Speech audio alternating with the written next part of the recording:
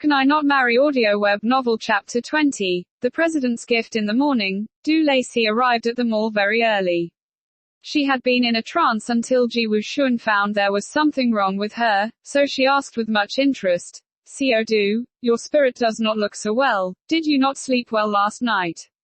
This question reminded Du Lacey of the painful memories of last night. Last night, just after she hot-headedly kissed the president, a series of bizarre things happened. First, the president fiercely counterattacked. Then she magically suffered a nosebleed. Then, because she was bleeding, the president had to let her lay on the bed, and grabbing a cold towel for her to stop the bleeding. She felt the president's soft bed, the cold towels gently on her forehead, the soft lights in the room. Even the president's eyes seemed to softly melt. So, in such a soft environment, Du Lacey actually fell asleep. Until this morning, when she opened her eyes, she was surprised to find that she has been sleeping in the president's room all night. But what shocked her the most was the bare-chested president sleeping next to her.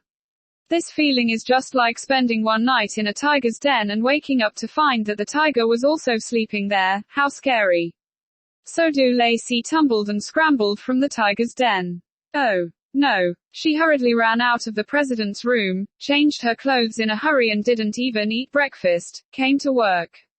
She couldn't imagine how horrible the president's expression was knowing she shamelessly stay in his room for a night. Just the thought of it made her shudder. Things have progressed to this point. Should she go to Zhu Yaofi's home for the night?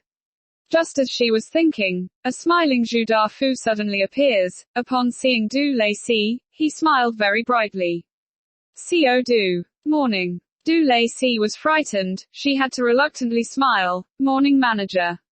Zhu Dafu patted her on the shoulder. Co Du, thank you for your hard work. What hard work? Du Lacey appeared confused. Seeing Zhu Dafu's glaze over her, he mysteriously said, "Just now, the president called. He said your trial report was very well written, and he was satisfied." The president. Du Lacey's face turned red. She hurriedly tried to explain to Zhu Dafu, "Manager, last night I did not." Co Du. Don't be shy. Zhu Dafu interrupted her. It's great you have this spirit of self-sacrifice for them all. Overall the president is happy. We all are guaranteed bonuses this year, and it's all because of you. He said more excitedly, not long after the other employees in the mall surrounded them. Seeing the employees come, Zhu Dafu was more excited. He loudly shouted, "All mall employees, Comrade Co Du is a rookie, but her dedicated spirit is very worthy of learning. Let us applaud her together." Sounds of applause was heard, this time not only Zhu Dafu, even in the supermarket colleagues know of her hardship last night. At this time Du Lacey genuinely feel how ruthless the president's revenge truly was. It can be said to be killed invisibly. Co Du, because of your outstanding contribution to the mall, I've decided to reward you. At this point, the poor Du Lacey no longer have any illusions to clear her name. She was frustrated and asked, "Manager, you wouldn't be giving me coupons again?" "You can rest assured that this is my materialistic award." Materialistic reward. Du Lacey's spirits were lifted. Anyway, her pure and innocent image was gone. Getting some rewards will be fine. Loosing the watermelon, picking up some of its seed is also good. Seeing Zhu Dafu come up with a full shopping bag and handing it to her. Filled with happiness, Du Lacey looked down, then, her entire face darkened. A bunch of condoms, different types, different flavors, different colors, neat rows laid in the bag. "Manager, this is." Zhu Dafu expansively waved. "You can try these, use as much as you want. Don't be polite with me. If that's not enough, I've got more." Gurgle gurgle. Du Lacey was broken into pieces. Zhu Manger, you are so creative. In this way, Du Lacey have been in the workforce for so many years. This is the first time she carried such a large bag of condoms home. When she walked to the front door, she met old Yu. Seeing the bag in Du Lacey's hand, he hurriedly took it off her. "No need." Du Lacey hurriedly hid the bag behind her and changed the topic. "Housekeeper Yu, has the president returned yet?" Reporting to Madam, the president has not returned. Du Lacey was relieved. Good thing the president has not returned. Otherwise if he saw the bag of condoms, she don't know what horrible things will happen. Old you suddenly remembered something, however, this morning before the president left, he gave me something to hand over to Madam. Give me. Du Lacey was somewhat by surprise. What did the president wanted to give her? Was it a time bomb? _do, you think too much. Du Lacey didn't need to worry, because the thing the president wanted to gift her was a mobile phone. When the package is opened, the first thing that caught Du Lacey's eye was the purple mirror frame. She took it out and saw that it was a Japanese-style flip phone. The screen was 3 or 4 times larger than her old phone with shiny buttons. It was even decorated with an amethyst pendant. Seeing the pendant alone was enough to shock Du Lacey. President, you don't have to buy anything for a Chinese crested dog. Greater than because it was the first time Du Lacey came into contact with such a luxurious mobile phone, she was filled with energy and enthusiasm studying the instructions manual. High-end goods are indeed higher quality. The light manual was thick, which made Du Lacey feel dizzy just looking at it. Finally she was only able to learn how to make calls and send text messages. Forget it, she might as well try it instead. So Du Lacey picked up the phone and dialed Zhu Yaofei's number. Hello. Soon Zhu Yaofei's clear and crisp voice was heard at the other end of the mobile phone. It turns out the mobile phone was even charged with credit. The president is very considerate.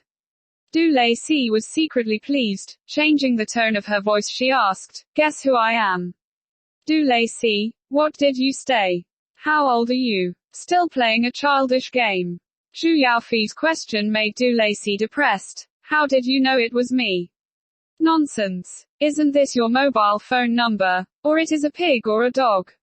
Although Zhu Yaofei's scolding was bad, but just the thought of the president remembering her mobile phone number, Du Lacey's heart suddenly felt a little warm. When one is meets with happy events their spirits are high. Du Lacey decided while having a call conversation she took out the bag of condom. Fei, do you want a condom? What? Condom? Yes. I know you and Chia-kun haven't married. It should come in handy. Are you crazy? She haven't finished her sentence when Zhu Yaofei shouted out from the other end. Trademark who dare to interfere with my birth control. I'll avoid her entire family. Du Lacey was frightened with cold sweats and quickly hung up the phone. Such a character, the child she gives birth to will turn into Ultraman. After ending the call with Zhu Yaofei, Du Lacey continued to dial her mom's number. Hello. Mom. It's Du. Daughter. How come you call mom at this time? Could it be you have? I dialed the wrong number. Du Lacey hurriedly ended the call. The president was hard to please. Even dialing the president's mobile number was particularly unusual. After a few rings Du Lacey completely lost the urge to continue the call. Alas, it's better for her to eat a peaceful meal.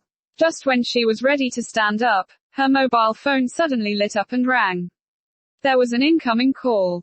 After making so many phone calls, it was the first time Du Lacey received a phone call. She quickly took a look. A strange number appeared on the screen. Who could it be? Du Lacey presses the answer button and said, hello. On the other end came the president's placid voice, which scared Du Lacey. The president's voice came out of the president's mobile phone. It's really, sir, frightening. Without waiting for her response, Lian Jun's voice spoke again. You've received the mobile phone yet? Du Lacey woodenly replied. You know how to use it. President, isn't that a bit impolite to ask? Given this call was so sudden, the president's next dialogue then evolved into the mechanization of question and answers. Lian Jun, is your health better yet? Du Lacey, better. Lian Jun, did you eaten yet? Du Lacey, no. Lian Jun, I asked Wu Sao to cook some red dates for you, remember to eat them. Du Lacey, okay.